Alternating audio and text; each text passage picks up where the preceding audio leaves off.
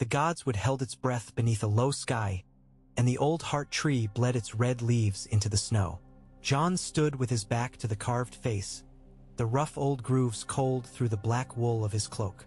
The wind came slow from the east, salted by the shivering sea, and it worried the fur at his shoulders and tugged at the loose braid in his hair. The keep behind him was busy with repairs and hammer-song, but here there was only the hush of the weir and the scrape of Ghost's paws as the dire wolf moved among the roots, a pale shadow becoming white bark and snow and then wolf again. He had not slept since the raven. The message sat like a shard of ice under his ribs. The dead had been seen near Last Hearth beyond the tumbled stones of the Umber watchtowers, a low tide of pale eyes moving with the snow. Dolorous Ed's hand was steady in the letter, but Ed's steadiness was the steadiness of a man walking a thin cliff path. "We are holding," he had written, "if the wind stays kind." Ghost came to him and shoved his muzzle into John's palm, breath a warm fog. "We will not get kind winds," John said, to the wolf or the tree or the cold that lived in his bones now. Winter came when it pleased. He heard the crunch of snow behind him and knew Sansa by the shape of her footfall, light but certain, as if she taught herself to walk over thin ice and never fall in. She wore gray wool trimmed with soft white fur, and her hair was bound with the small dark clasp shaped like a wolf's head. She looked like a Stark now, to those who did not know what the South had taken from her and what it had failed to take. "You have a voice," she said. "I was starting to think you left it in the wall. I speak when there is need." "There is need," she said, and came to stand beside him, not in front, not behind. "Wyman Manderly is here, fatter than ever and twice as shrewd. He brings pepper on his tongue and ships in his mind. Lord Glover is returned from Deepwood with sullen apologies and no timber to spare. Lady Mormont has her words ready like arrows. And the Vale. Lord Royce rode with a dozen knights to see the snow and count how many of our men have boots. The rest of Lord Baelish's kindness is still in the Eyrie with Lord Robin." John looked at the carved face. It had always looked like grief to him, even as a boy, as if a god had been caught weeping and frozen in the act. Snow filled the hollows and turned the tears to white. "What do we dine on tonight?" he asked. "Numbers. On numbers," she said, "and on fear and pride. We'll need more than that when the dead come. We'll need arms, food, men, male. We'll need the small folk to hold to us with more than songs. We are Starks in Winterfell again, but names do not build walls. I know." He stared at the bark until the grooves blurred. "I know we need all of it, and we have nothing enough." "You have something," Sansa said. The blue of her eyes was cold as the sky. "You have me." He turned to her then and took her hand, gloved and warm. The dead did not frighten him as much as the thought of failing the living did. "I meant to tell them we can ask the Iron Bank." "You meant to ask the Iron Bank to lend gold to ghosts?" They dealt with Stannis because he spoke of numbers as if they were laws written on stone. He had Melisandre to burn their doubts. "We have Davos and a Godswood." John let her hand fall. "Then we will mint our own strength. And what shall we mint it out of? Goodwill and snow. Steel if we can find it.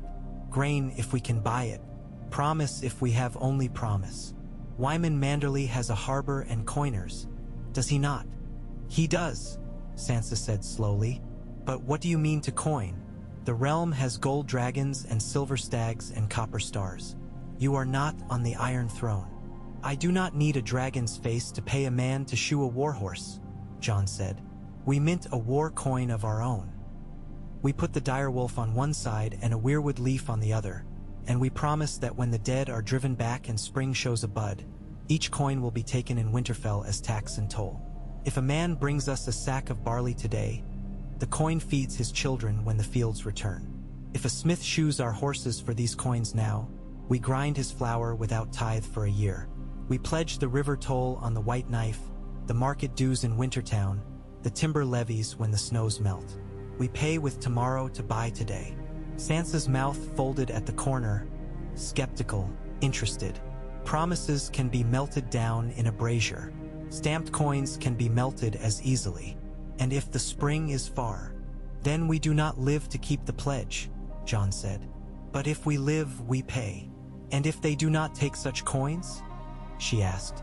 They will if Manderley takes them, and Manderley will if we give him first right to 3 years' toll on the White Knife, and the right to redeem the coins with salt and fish and cloth in White Harbor markets. You have thought on this while pretending to pray, Sansa said. John exhaled and Ghost stirred at his knee. I thought while I could not sleep. The dead give honest nights. You will need Davos, she said. You will need Wyman. You will need a die cutter, and a smith who can strike a coin without that coin splitting in winter's cold. You will need the lords to agree, and lords are worse than ice when you want them to move. We will need you, he said simply, and watched her cheeks take a thread of color that might have been the wind's doing and might have been something else. I will speak to them in the hall. You will speak to them after. Sansa's smile was not pretty. It was useful. After, she said, when they have shown what they want, and I have counted their wants and measured them to their fears. She looked up through the red leaves. I wish Father could see us. He would say, be quick and be kind, John said. And keep your word. They were late to the hall because a child with a blue nose st. Up Sansa on the bridge to ask if wolves eat ghosts. Sansa knelt and told the boy that wolves eat deer and rabbits and sometimes men who steal in winter, but never ghosts. Ghosts were nothing but the snow's breath and the stories old women told to keep children from getting lost. John did not tell the boy otherwise. In the great hall, the long boards were crowded with men in fur and leather, women with pale hands and eyes like river ice, boys with swords too heavy for their wrists. The great hearth threw fat sparks, and the smoke stung of pine. A shadow of a weirwood branch lay long on the rushes where the wind had found a crack in the shutters. Wyman Manderley took up space as if he had been poured into the chair at the high table and allowed to rest there until he cooled. He had a napkin tucked under his chin like a smile.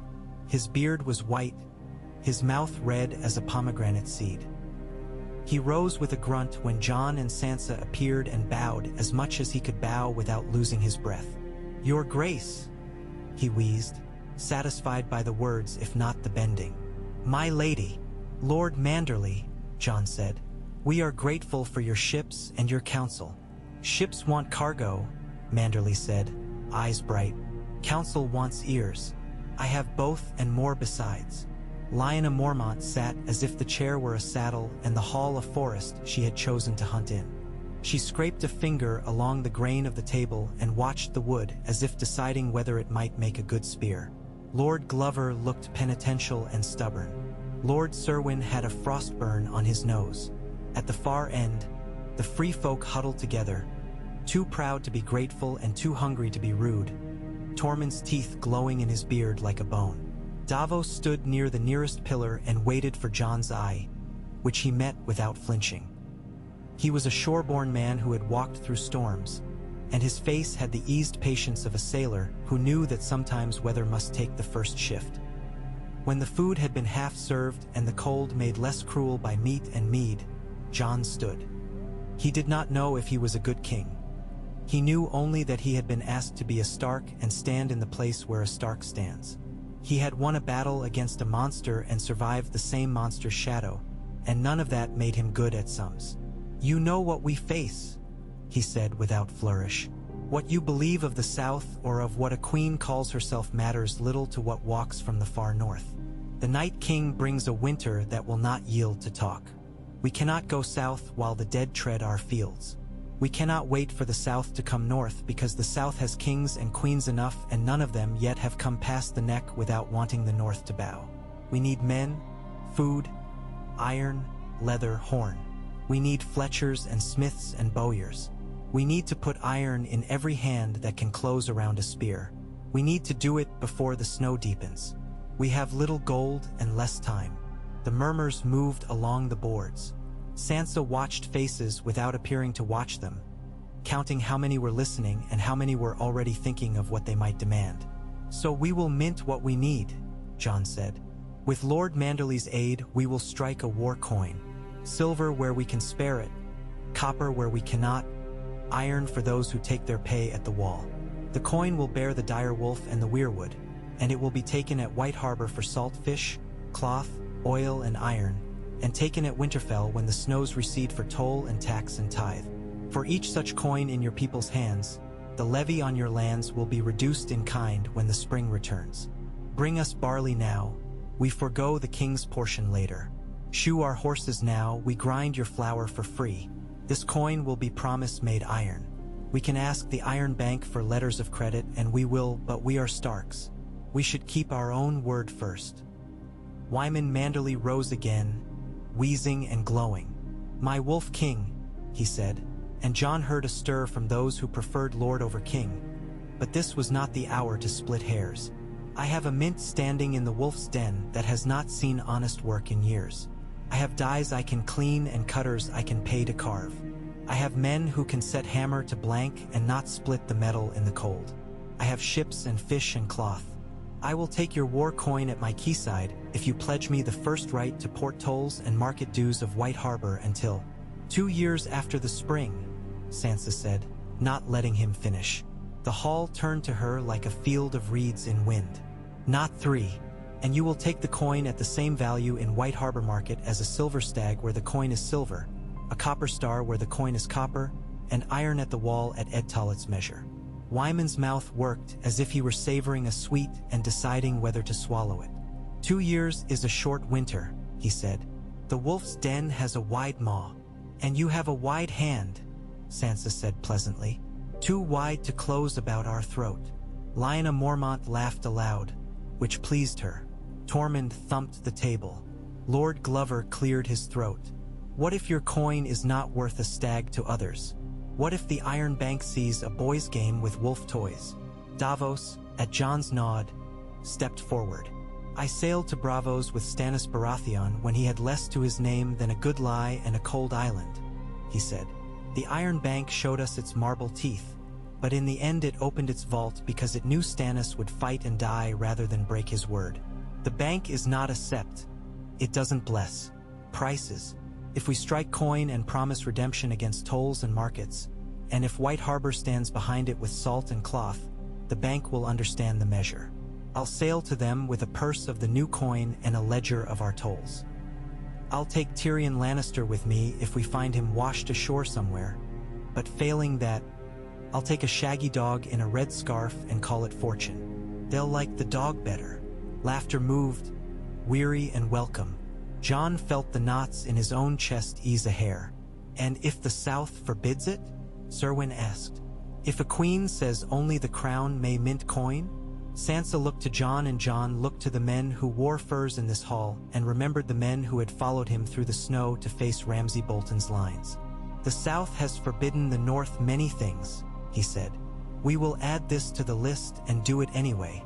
Lyanna swung her feet and spoke as if bored. Bear Island will take the wolf coin, she said. We are poor in anything but axes. We know the worth of a promise kept. She shook crumbs from her hand. Those who are afraid of the Iron Bank may go south and ask the Queen for her leave.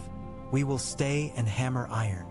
It wasn't decided in that instant, but the tide of that instant carried the hall into a current that made decisions possible. Manderly put his hand in the old words for pledge. Davos set his jaw as if he were weighing winds.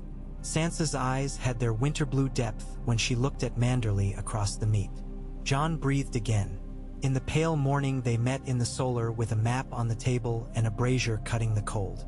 Bran sat in a wheelchair built rough but sturdy by the blacksmiths who had not forgotten every trade. He looked through the map as if it were parchment and through the walls as if they were fog. Do you see? Jon asked him. I see coins, Bran said, his voice soft. I see them in hands and in snow and in mouths, and buried in frozen dung beside the road where a teamster tried to hide his pay from a thief and could not find it again. I see a child holding one like a moon when the candle is low. I see a man using one to scrape his boot. I see a you that is other yous, younger and older, in armor and without. I see a tide of small metal things that tie men to a promise, the way spider silk binds without weight. Do they hold? Jon asked. Perhaps he meant the coins or the men or the promise. Bran turned his head toward the window, though the shutters were closed. They hold a while. Arya stood in a shadow, one shoulder to the wall. her hair cut in a way that made some look twice to be sure she was a girl, often enough that she began to enjoy the trouble it made for others. The coin she wore on a string under her collarbone was the color of dull iron, and when she was bored she rolled it between finger and thumb, feeling the notches with a memory that was more muscle than thought. "Coins have faces," she said now. "Who will cut the dire wolf, and who will make sure the wolf's eyes don't look like a sheep's?" "Lord Manderley knows a die cutter," Davos said. "A man in White Harbor named Harbo with hands like shears. He cut mermaids until he dreamed scales." "I want to see him," Arya said, because the feel of that iron coin against her skin always made her think of faces carved by knives. "I want to see him make a wolf." Sansa nodded as if she'd planned for that from the beginning. "Then go, little sister," she said, and the words had no condescension in them, only affection salted by worry. "Take 6 with you and Ghost if he will. Take the coin we sketched and do not let the wolf look meek." "He will not," Arya said. "Take Tormund," Jon added, earning himself a look that said plainly he did not understand sisters. Because White Harbor's inns are full of men who like to test their courage. Tormund will make them think twice and then drink their mead."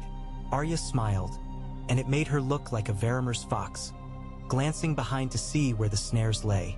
"As you like," she said, but she was thinking of the wolf's den and Harbo, and the look of wood-grained steel turned to soft metal under a hammer.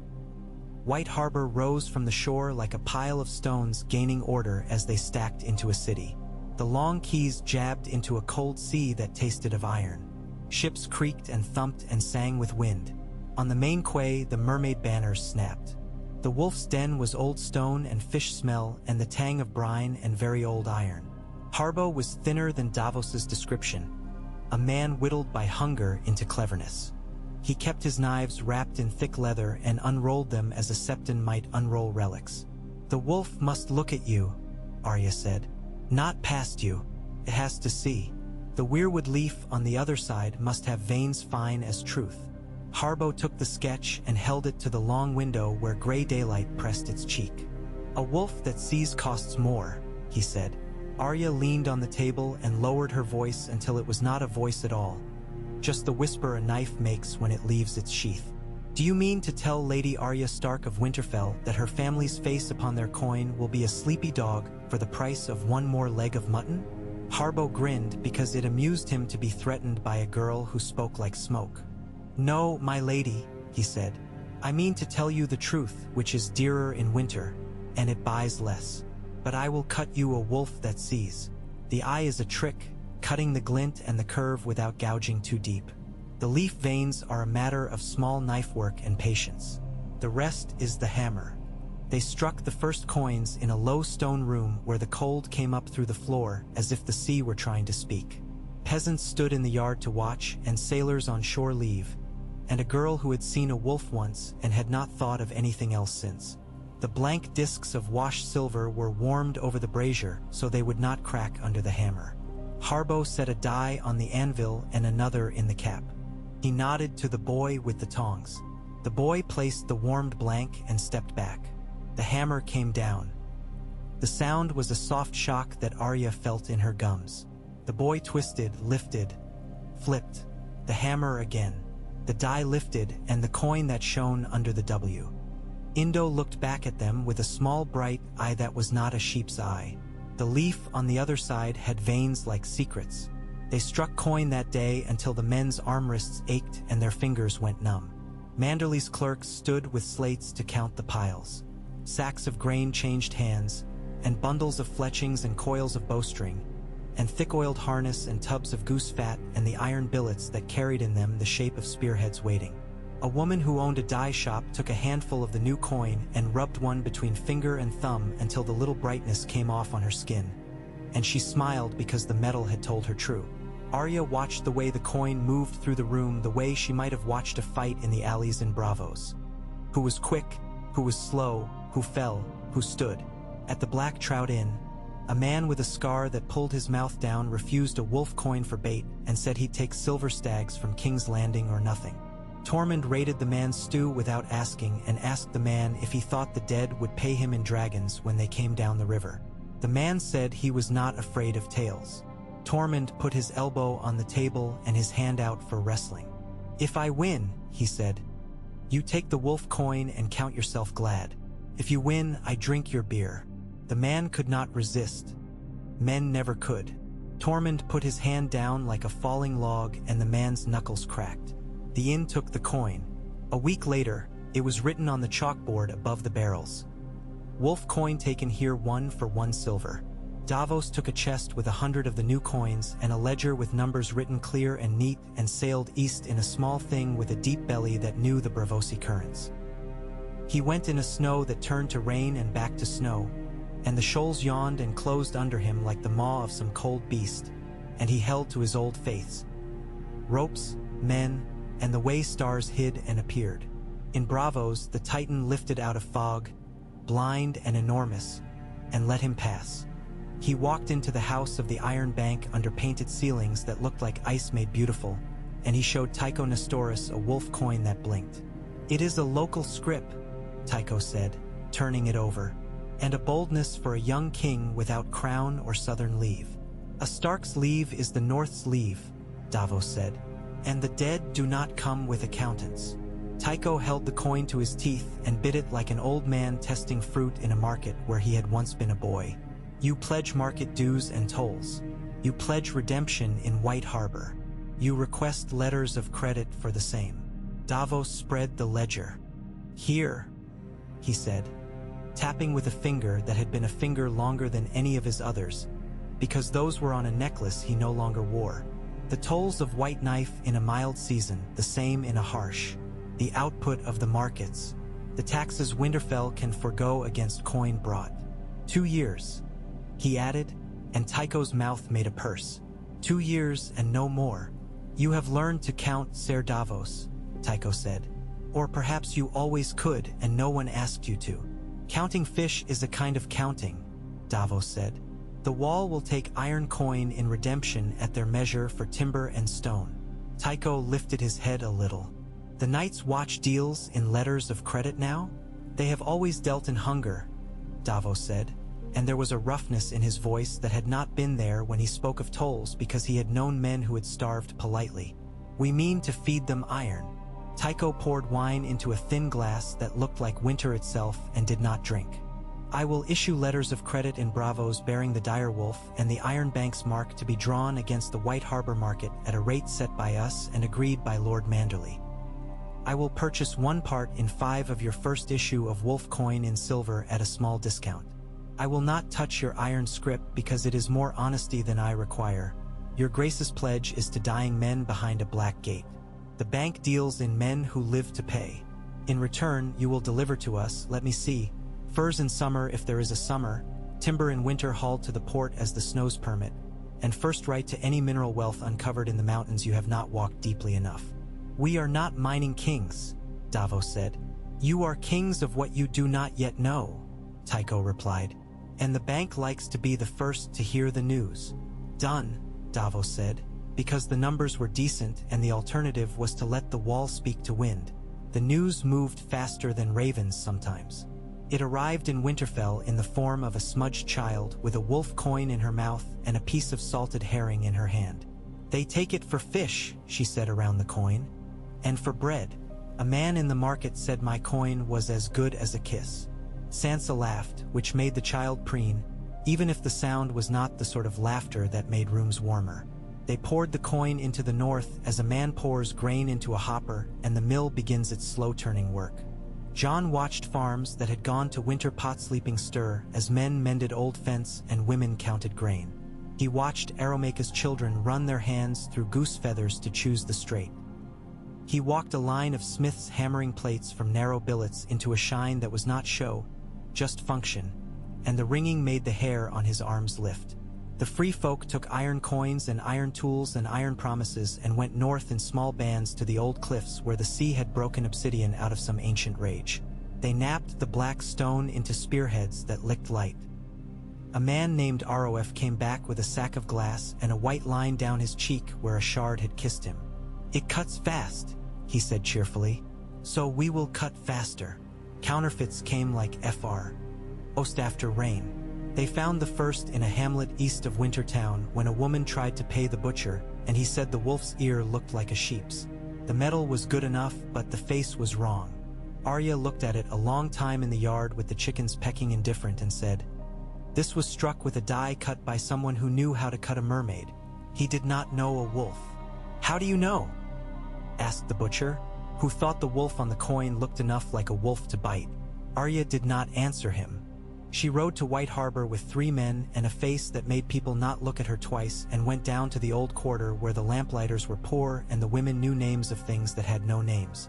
She found a man named Pate who had once sharpened knives for a cook and now sharpened knives for die cutters, and she followed his sorrow to a loft where a boy with clever fingers and a hungry sister had been paid by a thin southerner with a soft voice and soft hands to cut a wolf with the eyes a little further apart and the muzzle a little more dog.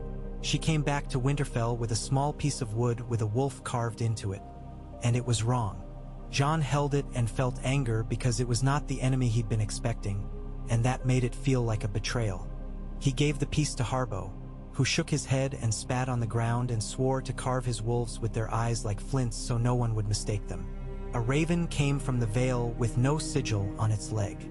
It carried a letter that smelled of cedar and something perfumed, and it spoke in Lord Baelish's careful, slippery hand of concern for Sansa's welfare and respect for the North's independence and the importance of maintaining the realm's coinage without confusing small folk. Sansa read it, folded it, put it by, and later burned it in the brazier and warmed her hands over the smoke without changing her face. "He will try to break it," she told Jon, and he knew what she meant. The coin, the promise, the thing that tied the small to the great. "How?" he asked. "By making those who matter think it does not matter," she said. "By wounding trust, by selling fear dear and safety cheap. He will whisper that only the South knows how to count." Jon signaled to Davos. "Write Lord Royce," he said, "and write the knights who came to count our boots. Tell them that the Iron Bank has taken 1/5 of our first issue and issued letters of credit with a direwolf carved on them so crisp the wolf might bite. Lord Royce respects weight. He will respect that number. Let him see that the bank whose business is kings has spoken like a shopkeeper, and that our coin is coin, not snow." Royce did respect weight. He came in person with 12 more knights, and this time he brought a chest of southern silver and asked to buy wolf coin with it. He took the coins back with him and paid hard men with them, and the Vale's small towns began to have wolf coins in their taverns. And a girl in Gulltown bent her head over one and thought of the North the way a boy might think of a woman he had seen once and never held. Bran's birds came and went like breathing. He sat in his chair and his eyes went far and empty and sometimes filled with a strange light that made the hairs on Sansa's arms stand. He spoke less, and when he spoke, it was often to say something that had already happened or would happen in a way that sounded like something else. "Moat Cailin will be white," he said once, "and the reeds will be a black lattice like crows. A man will fall and not know it until the ice admits him." "Is that us?" Sansa asked. "It is the man," Bran said, patient. "If we are to be the ice, we should know."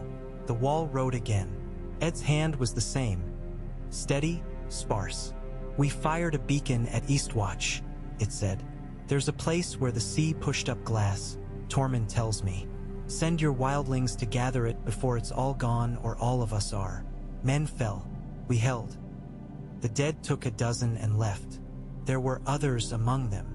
Others meant others, and the naked letters were like a blade between ribs. "I will go north to Eastwatch with the next shipment of arrows and glass," Jon said, though he did not say it because he wanted to be a hero. He said it because he wanted to be where the line met the enemy. "Sansa, you will hold Winterfell.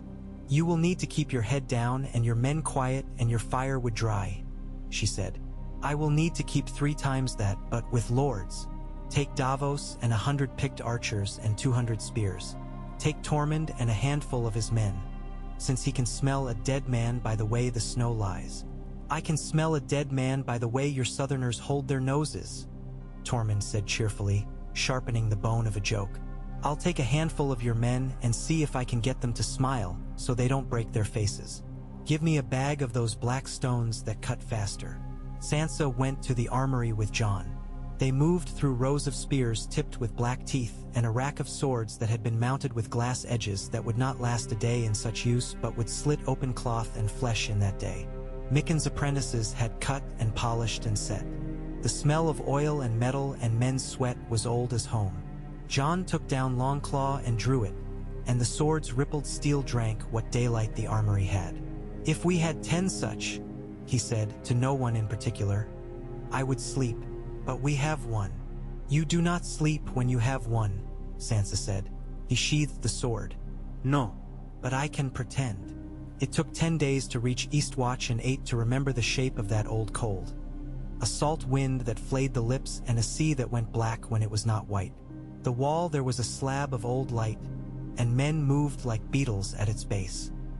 They found a man who had fallen and did not know it, just as Bran had said, and they burned what remained and sent his ashes on a raft and did not watch the raft go because there were other things to watch.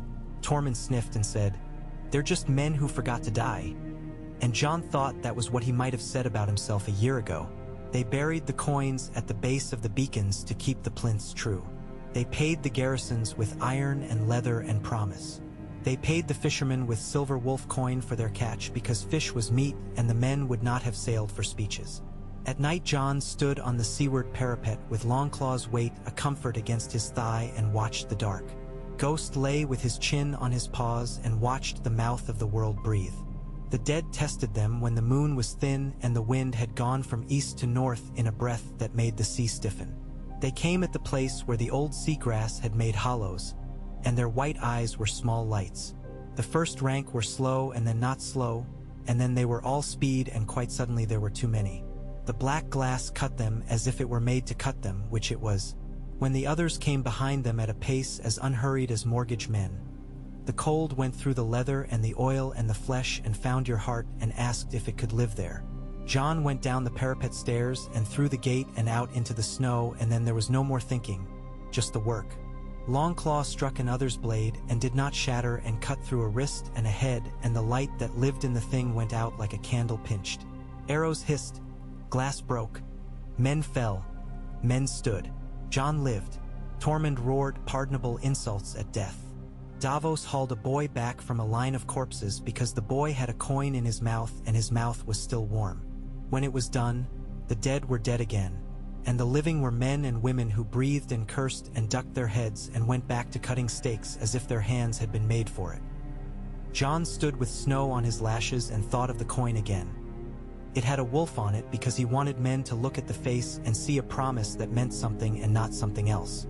If they lived, it would have been because they had put a tool in the world that let men move food and iron to where it had to be faster than ravens could fly and faster than fear could rot trust.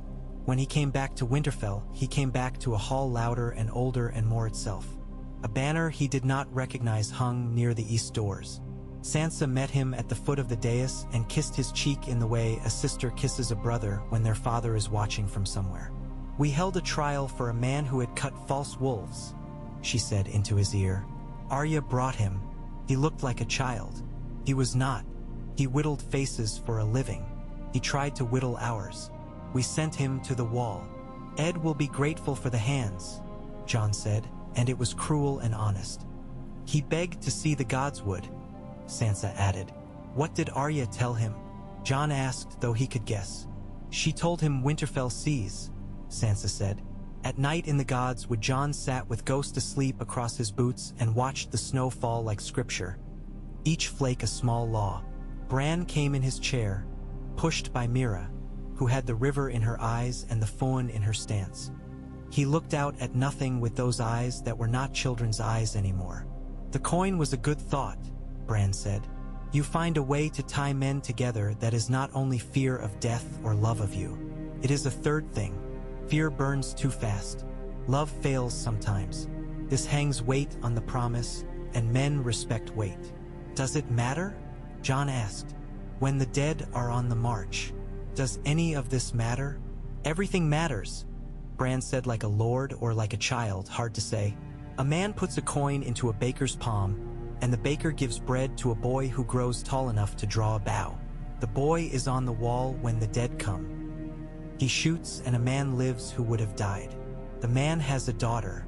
The daughter gives someone else a drink of water when they are dying, and it buys them an hour more. In that hour, they say something, and the one who hears believes it and does a thing he otherwise would not. There are 1,000 threads. We can cut only so many. Sansa held council each long dusk with Wyman and the small lords and the captains of the free folk and the women who had organized the spinning and the mending. It was a new kind of council, and at first the men had squinted at the women as if wondering where their husbands were. But the numbers were the numbers, and the thread did not spin itself, and the tallow was not made by staring at a cow. Lyanna Mormont earned a slap once from a lord who thought himself permitted by his age and station. She broke his nose with the butt of a spear and then broke his pride by not speaking of it again, and he learned to listen. Letters came and went. One from Oldtown, written by a maester who did not sign his name, spoke of dragonglass in old halls and summer theories. One from Dragonstone bore the outline of a dragon in the seal and words that were both courtesy and warning. A queen had returned to a place where her father's blood had dried, and she meant to own it. If she would own the North, Sansa said dryly, she can come and see what the North looks like. It is not a chair. It is a long field of white and hungry mouths. Jon slept sometimes.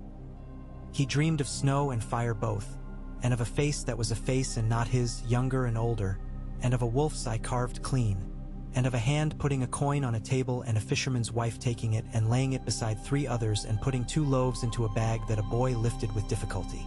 Littlefinger sent whispers and coin from the south trying to buy fear in the market. A man began a rumor that the wolf coin was cursed and that those who held it had their babes born with white hair. A girl named Sarah had a babe born with white hair that lay like cobweb on her brow. The Septon called it a blessing. The mother called it pretty. The rumor died because no one could find a curse in a child's yawn. Sansa invited the man who had started it to dine in the Great Hall. She sat him near Lord Manderley, who talked of fish much too much, and near Lyanna Mormont, who talked of axes much too well, and near a free folk woman who had 3 sons and a knife scar on her cheek and who spoke of the way glass sliced. And when the man left, he did not return to the market. When spring thought of itself and then changed its mind, that is, when the snow stopped for a day and then came back worse, Jon rode with 100 to Queen's Crown and stood under the broken tower there where he had once been a boy and a not boy, and he had once loved a girl who was not his but was his, and who had died because the world had no mercy. He looked across the lake that had crusted and knew it would suffice. They built causeways over the black marsh and set pits and posts and made a dead ground for something that did not fear death. They faced a thing that did not have a mind and that made it inhumanly clever, because where men would have feared for their own skins, the skin did not care. They lured, they broke, they burned.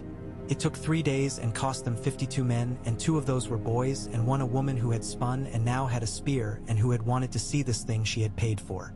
He told Sansa the numbers with the same care he had told her the plan.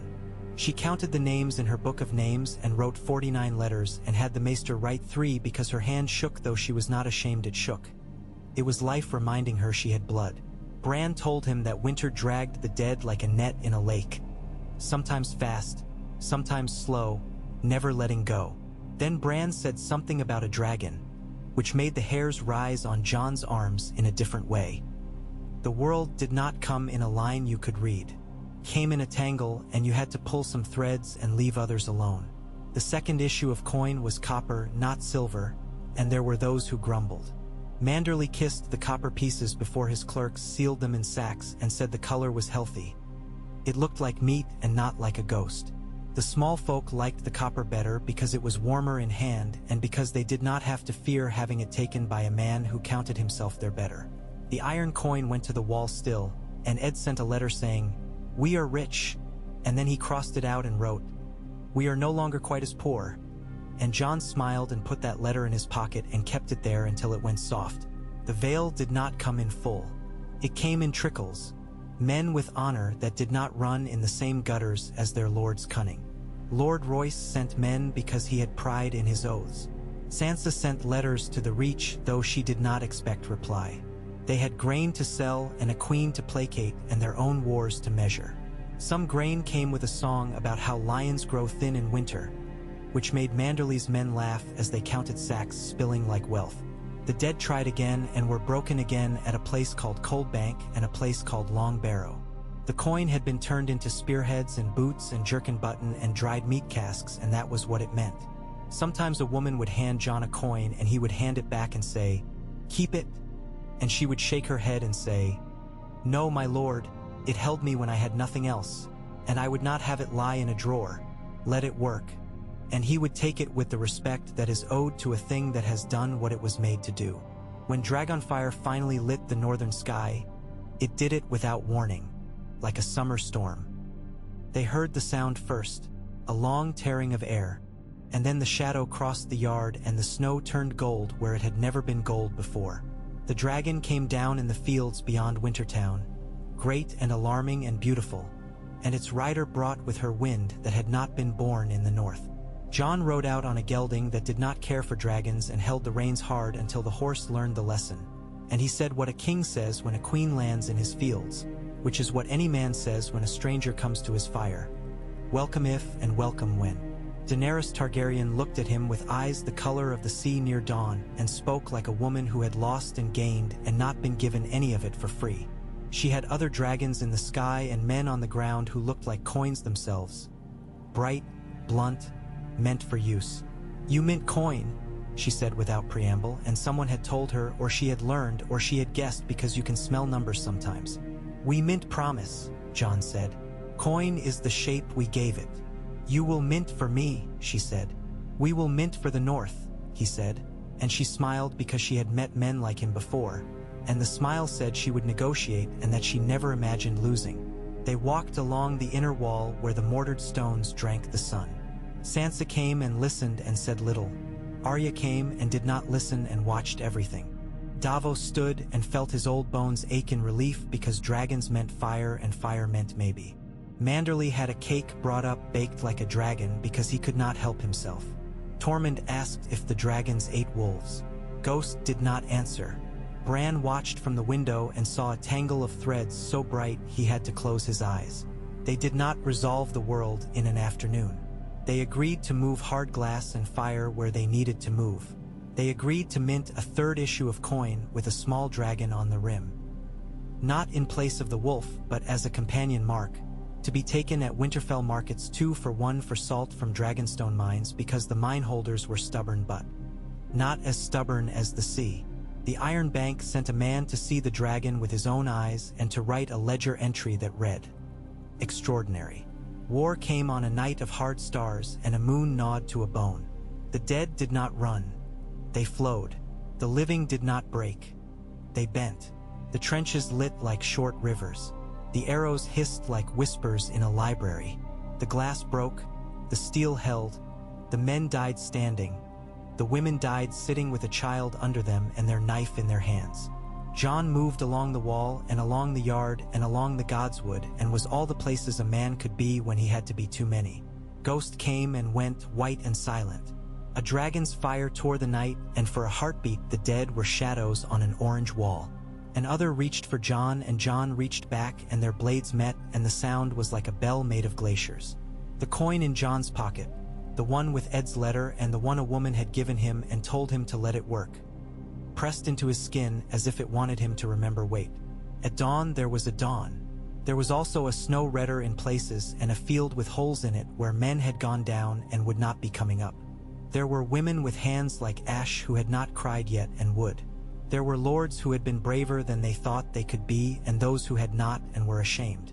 There were coins in mud, stamped with wolves that saw and leaves with veins like truth. There were also children who ran to the kitchens because they were hungry and that was the way of the world that saved it. Hunger. John did not know if he was a good king still because being a good king is not something a man decides about himself. He knew only that the coin worked because it had to. He knew that he would keep the promise printed on that metal to the last measured toll at the White Knife and the last sack of wheat ground for free at Wintertown for those who had paid before spring. He knew that the Iron Bank would send a cold letter of commendation and a warm profit, and that somewhere in Braavos a boy would weight a wolf coin in his hand and think of snow he had never seen. He knew that Littlefinger would hate him more for every face that found a meal behind a promise he had not made. He knew that if spring came and the dead did not, the coin would become something else. A keepsake, a piece of a story, a thing a girl would wear on a thong around her neck when she went to market. Sansa stood in the gods with the evening after and looked at the heart tree's face and said, "We will redeem them all." And Jon said, "We will redeem the ones we can." Because he had learned that those words were not the same, and that saying the first and doing the second was one way a man made himself into the kind of liar who meant well. "We will redeem them all," Sansa said again, and in her voice was the thing he did not have and had always needed beside him. No sword's edge, no dragon's blaze, just the insistence of a promise you make and then force the world to keep. Arya spun a coin over her knuckles and caught it and tucked it back under her collarbone where it slept by the iron coin another man had once given her for another kind of promise. Davos took a slate and rubbed out numbers and wrote others in their place and felt his heart like a kinder sort of sea. Manderley ordered more dyes and more cakes and more barrels of salt herring, and then sat down and wept when no one was looking because sometimes the living make room for grief in the cracks between errands. Tormund pulled splinters from his hand with his teeth and told a child a story about a giantess he had once kissed. And the child didn't believe him and then did. Bran closed his eyes and watched 1,000 small circles moving through men's lives, passing from hand to hand like a whispered secret. Jon went to the wall walk and watched Winterfell breathe and tried to feel like a man and not a plan. The snow came fine and steady. Ghost leaned against his knee, warm and quiet. From the smithy came a ringing like a heartbeat that did not stop. He thought of the boy in Braavos who would hold a coin and imagine snow. He thought of the woman in White Harbor who had rubbed the brightness off a coin and smiled because it was true. He thought of a promise and the weight it had and the way a small circle could hold more than metal, could hold a moment when a man put his trust somewhere outside his body and it came back to him as bread and iron and a place by a fire. The dead had not yet finished, and spring had not yet come, and the Iron Bank had not yet balanced all its figures. But in the balance of one day and the next, coin moved, and men and women moved with it, and the North was armed. The direwolf's eye looked out from 1,000 palms, bright and unblinking. In that bright was the life they had minted. Not gold, not even silver, not enough to keep a king's buffet laden, but enough to send an arrow down the wind and have it find the dark it was meant to break. When spring came, because spring does come, but not to all at once, Sansa set a table in the great hall and had the chests brought in one by one. The chests were opened and counted and the lists laid beside them. The old men who had paid in barley, and the girls who had knitted until their fingers bled, and the smith who had shod horses until his back tried to leave him all came and laid their coin down. She took it and gave them paper writs, and then she gave them more. The king's portion forgiven for a season, and the doors of the mill opened for their sacks without measure. The Iron Bank received its timber and smiled a smile that was a tick in a ledger. Manderley received his tolls and pursed his lips and then opened them to bite a pastry, because he was who he was. And the small folk received what they had been promised, which was spring made good. Jon stood to the side and watched the wheel turn. He was tired to the bone and not done why. Take the thing in the north that loomed and would loom again. He did not know what history would say of him or if history would say anything at all. He did know that a woman came to him with a small pouch and said, "My lord, this was the first coin I took. I would keep it, but I think it wants to go back to work." And he smiled and took it and gave her a cake because it was in his power and because there was enough. That night he went to the Godswood and put that coin on the root of the heart tree, and the face of the wolf shone there like a star fallen to earth. "Thank you," he said, not to the tree or the coin, but to everything that had held. The wind moved the red leaves and made a sound like a sigh or a blade leaving a sheath, and far beyond the walls, the world breathed in and out and remembered its old rhythm. He had minted a war and bought a little peace. He had tied a promise into being with metal and men's belief. He would do so again and again because that is what ruling in winter is, the knitting of little things into ropes that can pull a city over a season. When the dead came the last time and the long night crested, they met a north that was not only armed but knit, and there was a difference. Men held because the coin had taught them in their hands what their mouths could not hold long. That trust weighs, and you must distribute it as you distribute grain, and that in the end, the world is saved by 1,000 small circles passed hand to hand, more than by a single great blade. The blade still did its work. Jon still did his. But when he pressed his hand to the weirwood that last morning before they rode out, He felt the coin under his palm as if the wood remembered it. Perhaps it did. The old gods had sat long with men. They had seen many kinds of currency. They knew the worth of a promise. And when the ravens flew at last with good news, some good news, over thawing fields, and the markets opened again, and White Harbor woke from hunger as a woman wakes from a fever and does not remember the worst of it. Children played with wolf coins in the dust. They made up games and said that wolves could see through men and that if you put your eye close enough you could see what a wolf sees. The line between living and dead. The children did not mind that they were wrong. The coin had done its work. Could be a toy.